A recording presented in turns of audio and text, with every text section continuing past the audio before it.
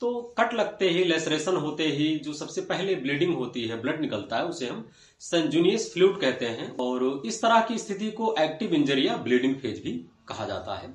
इसमें जो ब्लड का कलर होता है वो ब्राइट होता है, चमकीला होता है, गाढ़ा लाल होता है।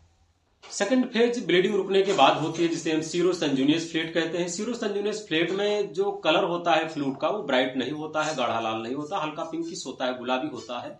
ऐसा इसलिए होता है क्योंकि इस फेज में आरबीसी की मात्रा रुक गई होती है, नहीं निकलती है, और प्लाज्मा की मात्रा ज्यादा निकल रही होती है, आरबीसी की कम हो गई होती है। तो ये मिक्सचर होता है, इसीलिए पिंक कलर का दिखता है, और इसे हम सीरो संजुनियस फ्लूइड कहते हैं। फिर इसके बाद की स्थिति यह आती है कि सीरस फ्लूइड निकलता है, जो कि साफ होता है और हल्का पीला होता है। यह इन्फ्लेमेशन के बाद वाली फेज है सीरस फ्लूइड निकलने की। इसे हम प्रोलिफरेशन फेज में देख सकते हैं। सीरस फ्लूइड में ज्यादातर प्लाज्मा ही होता है और इसलिए ये साफ दिखता है। इस फेज को, इस फ्लूइड को खास करके ये माना जाता है कि न्यूट्रिएंट सप्लाई हो रहे हैं जिस जगह पर इंजरी हुई है, जिससे वो जल्दी घाव भर जाए। फिर आता है फाइब्रिनस एक्जुडेट। यह हर घाव में नहीं होता है, कभी कभी निकलता है। यह क्लॉटिंग को और बेहतर बनाने के लिए होता है, खास करके जब घाव गहरे हो तब ये स्थिति देखने को मिलती है। इस तरह के फ्लूइड देखने को मिलते हैं, जिसे फाइब्रिनस एक्जुडेट कहा जाता है। लास्ट है प्यूरुलेंट। प्यूरुलेंट, जिसे हम आमतौर पर बोलचाल की भाषा में पस के नाम से जानते हैं।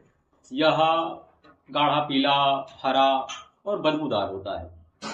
प्यूरुलेंट का सिक्रेशन किसी भी समय पर हो सकता है, किसी भी स्टेज में हो सकता है। इसमें यह नहीं कंफर्म है कि शुरू में होगा कि बाद में होगा।